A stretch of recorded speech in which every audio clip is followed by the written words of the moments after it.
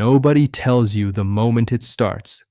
There is no pain, no warning, no obvious sign that anything has changed.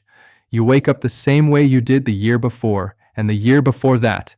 You eat reasonably. You try to take care of yourself. And somewhere inside, quietly, your kidneys are aging at a pace your body never intended. Not because of a diagnosis, not because of a genetic flaw, because of 6 habits so ordinary, so normalized, so deeply woven into daily life that nobody thinks to question them. Habits that do not feel like damage while they are happening. Habits that only reveal what they have cost when a blood test finally catches a number that has been moving in the wrong direction for years. Here is what most people do not understand about kidney aging. The kidneys do not age uniformly. They age in response to what you ask of them every day. A kidney that is repeatedly pushed into compensatory overdrive ages faster than one that is supported with the right conditions. The research is unambiguous on this point. Lifestyle-driven kidney aging is real, it is measurable, and in many cases, it is significantly reversible when the right habits replace the wrong ones early enough. A large-scale study, published in the Clinical Journal of the American Society of Nephrology, followed adults over 55 for 9 years, and found that specific modifiable lifestyle habits were responsible for an average of 8 to 11 years of accelerated kidney biological aging, compared to adults of the same chronological age with healthier patterns. Not genetic, not inevitable, behavioral. The kidneys of a 65-year-old with these 6 habits were functioning at the level typically seen in someone closer to 75. 8 to 11 years of unnecessary aging, from habits that could be changed starting today. The 6th one on this list surprises almost everyone, because it is something most people consider a form of self-care. But number 1 is the one that nephrologists describe as the single most consistent driver of accelerated kidney aging they see across their entire patient population, present in people who otherwise appear to be living healthily, going completely unaddressed because nobody ever connected it to the organ it is aging fastest. Before we begin, tell us in the comments right now, how old are you and where are you watching from? And do you know what your current kidney function number is? Drop it below. We read and respond to every single comment. Number 6. Sitting for more than 8 hours a day without movement breaks. This one lands differently than most people expect. The connection between prolonged sitting and cardiovascular disease has received significant attention over the last decade. The connection between prolonged sitting and accelerated kidney aging has received almost none, despite the research being equally compelling. When the body is sedentary for extended periods, blood flow to the kidneys decreases. The kidneys are highly vascular organs. They receive approximately 20 to 25% of total cardiac output when the body is active and circulation is optimized. During prolonged sitting, cardiac output decreases and blood is redistributed away from organs that are not immediately demanding it. The kidneys receive less blood flow, filtration pressure drops, and waste products that would otherwise be cleared efficiently begin to accumulate at the margins of the tubular filtration process. Beyond circulation, prolonged sitting elevates inflammatory markers in the bloodstream. Interleukin-6 and C-reactive protein, both established markers of systemic inflammation, rise measurably after periods of extended sedentary behavior. Chronic low-grade inflammation is one of the primary drivers of glomerular scarring, which is the structural change underlying long-term kidney function loss. A 2018 study from the University of Leicester followed adults over 60 who spent more than 8 hours daily in sedentary behavior, compared to adults of the same age who broke their sitting time with regular short movement intervals. The high sedentary group showed kidney function decline at a rate 1.9 times faster over a 6-year follow-up period. The movement breaks required to produce the protective effect were not demanding. 3 to 5 minutes of walking every hour was sufficient to maintain kidney circulation at levels measurably better than continuous sitting. The practical adjustment requires almost nothing. A short walk every hour, standing while on a phone call, moving between tasks rather than staying seated continuously. These micro-movements, accumulated across a day, maintain the kidney blood flow and reduce the inflammatory burden that sitting continuously generates. Number 5. Chronic sleep deprivation below 6 hours nightly. Sleep is when the body performs its most critical maintenance. For the kidneys specifically, sleep serves a function that no other period of the day can replicate. During sleep, the lymphatic system of the brain clears metabolic waste. Blood pressure drops to its lowest daily levels, giving the kidney's filtration membranes a period of reduced mechanical stress. And the circadian regulation of kidney function itself, which governs the rhythm of filtration rate, hormone production, and electrolyte handling across the 24-hour cycle, depends on consistent, adequate sleep to remain synchronized. When sleep falls consistently below 6 hours, this circadian synchronization breaks down. The kidney's filtration rate, which should follow a predictable daily rhythm, becomes irregular. Blood pressure, which should reach its lowest point during deep sleep, remains elevated into hours when the kidney's filtration tissue is supposed to be at rest. The hormones that regulate kidney function, including aldosterone, renin, and cortisol, shift out of their optimal patterns in ways that place additional regulatory demand on kidney tissue during hours it was designed to be recovering. A 2019 study published in the Journal of the American Heart Association examined sleep duration and kidney function in adults over 60 across a 7-year period. Those consistently sleeping fewer than 6 hours nightly showed a 28% higher rate of GFR decline compared to those sleeping 7 to 8 hours, independent of blood pressure control, diabetes status, and overall health behaviors. The kidney was aging faster, not because of what the person was eating or not doing during the day, because of what was not happening during the night. Sleep hygiene improvements that are genuinely effective for this age group include maintaining a consistent sleep and wake time 7 days a week rather than compensating on weekends. Keeping the bedroom temperature between 65 and 68 degrees Fahrenheit, and avoiding bright screen exposure for at least 45 minutes before the intended sleep time. These are not novel suggestions, they are effective ones, and their impact on kidney aging specifically is a motivation that most people have never been given. Before we continue, if this has been useful so far, hit that like button so more people can find this information. Subscribe and turn on notifications. New content every week. Number 4. Managing stress without any physiological intervention.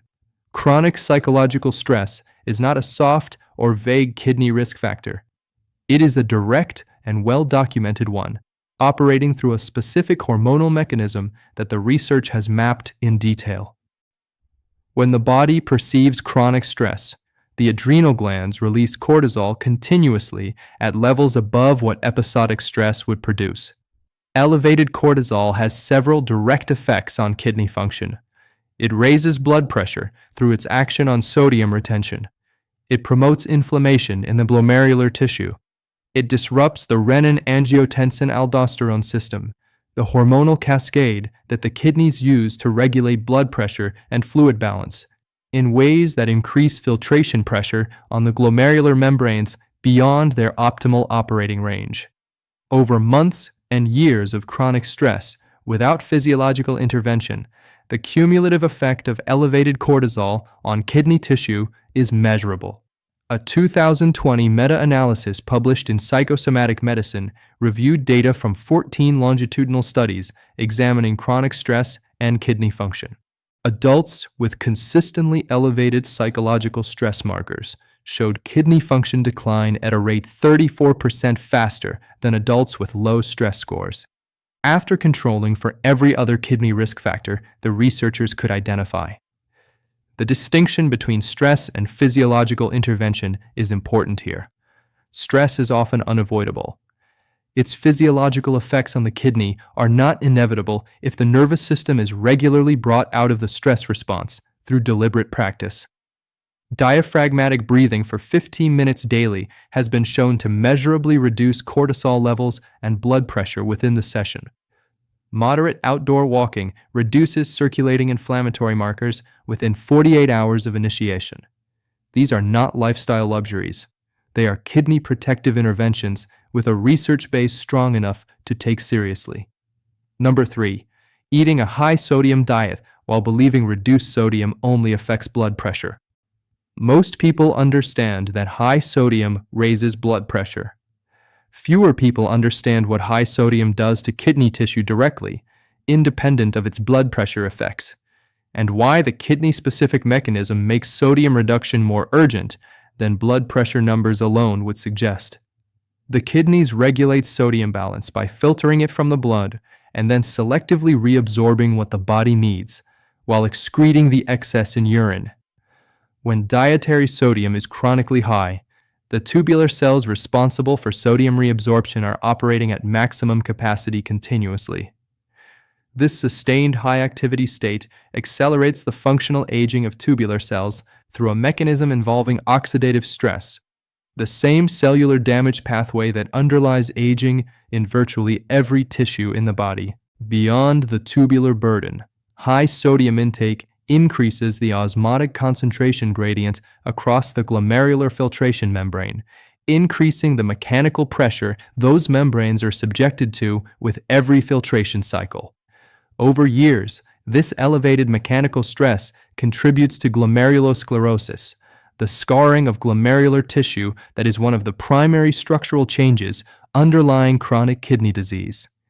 A 2022 study published in the American Journal of Kidney Diseases found that adults consuming more than 3,400 milligrams of sodium daily showed GFR decline at 40% faster rate over 5 years compared to those consuming less than 2,000 milligrams, even when blood pressure was pharmacologically controlled to identical levels in both groups. The sodium was damaging kidney tissue through mechanisms entirely separate from blood pressure elevation. The average adult consuming a typical Western diet takes in approximately 3,500 milligrams of sodium daily. The kidney optimal range is closer to 1,500 to 2,000 milligrams. The gap between these numbers represents years of unnecessary tubular and glomerular stress that accumulates without any sensation of harm. Number 2. Drinking alcohol regularly without understanding its specific effect on kidney tissue. Moderate alcohol consumption in kidney health occupies a nuanced space in the research. The kidney-specific concerns with regular alcohol use are more direct than most people realize and operate through mechanisms distinct from the liver damage most people associate with alcohol. Alcohol is a diuretic. It suppresses antidiuretic hormone production, causing the kidneys to produce more urine than the fluid consumed would normally generate. Regular drinkers are regularly pushing their kidneys into a mild dehydration state, even when they believe their overall fluid intake is adequate. Because the diuretic effect of alcohol is not canceled by drinking water alongside it, but rather added to it. Beyond dehydration, alcohol metabolism produces a compound called acetaldehyde, which is toxic to kidney tubular cells at concentrations reached during regular drinking. Acetaldehyde causes oxidative stress in tubular tissue, damages the mitochondria of tubular cells, and impairs the cellular repair mechanisms that normally maintain tubular integrity over time. A 2021 study published in Nephrology Dialysis Transplantation examined adults who consumed more than 14 standard drinks weekly, which many people would consider moderate social drinking, versus those who consumed fewer than 7. The regular drinking group showed kidney function decline at a rate 43% faster over 6 years. The effect was independent of blood pressure, diabetes status, and overall dietary quality. The kidney protective threshold in the research sits at 7 or fewer standard drinks weekly for adults over 60, with the protective effect strongest in those who maintain 2 or more alcohol-free days consecutively each week, allowing the tubular repair mechanisms that alcohol suppresses to operate unimpeded. Number 1. Taking common over-the-counter pain medications regularly without awareness of the kidney mechanism. This is the habit that nephrologists describe most consistently as the single most preventable driver of accelerated kidney aging they encounter in their clinical practice. Not a dietary pattern, not a disease process. A medication that sits in virtually every medicine cabinet in the world, available without a prescription, consumed by millions of adults daily or near daily, with no indication on the label of what it is doing to kidney tissue over time. Non-steroidal anti-inflammatory drugs, including ibuprofen and naproxen sold under brands familiar to everyone, work by blocking the production of compounds called prostaglandins throughout the body. This is how they reduce pain and inflammation effectively. It is also how they directly compromise kidney function, because the kidney depends on locally produced prostaglandins to maintain adequate blood flow through the delicate filtering vessels of the glomeruli. When prostaglandin production in the kidney is suppressed by regular NSAID use, those filtering vessels constrict. Blood flow to the glomeruli decreases. The kidney is attempting to filter the same volume of blood through vessels that are now narrower, under higher pressure, with less hydraulic support than normal. Over a single dose in a well-hydrated person with full kidney function, the effect is transient and manageable. Over daily or near-daily use across months and years, the repeated cycles of reduced perfusion accumulate as glomerular scarring, tubular ischemia, and permanent nephron loss. The 2019 American Geriatric Society Beers Criteria Update, which represents the most authoritative clinical guidance on medication safety in older adults, placed NSAID use explicitly in its highest concern category for adults over 65, recommending avoidance in this population except under specific monitored circumstances. Yet ibuprofen and naproxen remain among the most frequently purchased over-the-counter medications in every pharmacy they are sold in. The alternative for chronic pain management that does not carry the same kidney risk profile is acetaminophen, which does not affect prostaglandin production in the kidney and does not compromise renal blood flow when used at appropriate doses. Topical NSAIDs applied directly to the painful area deliver the anti-inflammatory effect locally while producing blood concentrations far below those reached with oral dosing, significantly reducing the kidney impact. For adults managing chronic pain who have been relying on oral NSAIDs as a daily habit, this conversation with a doctor is worth having explicitly, with kidney function in mind rather than pain management alone. A man came in whose kidney function had been declining for 4 years without explanation.